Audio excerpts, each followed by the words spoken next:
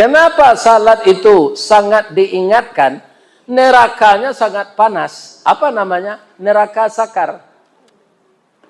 Neraka untuk orang tak salat, neraka sakar. Ma salakakum fis sakar? Lam nakuna minal musallin.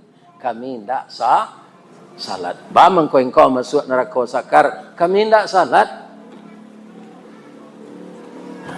Kalau di zaman Nabi Musa, Pak, itu berangnya Allah ke umat dulu, Pak. Kontan dia azab. Kalau awak ke ini banyak diundur-undur di Allah, Pak.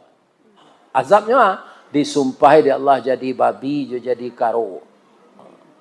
Jadi karo jo babi, kau mengko lama dia jaguang, ubi segala macam asalnya dari orang.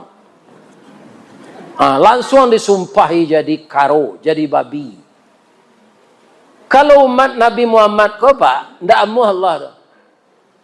Kalau orang ndak salat disumpahi di Allah kini jadi karo Pak. Lah kebara banyaknya karo di Kota Tinggi kok. Tambah jo karo nan adam dalam rimbo.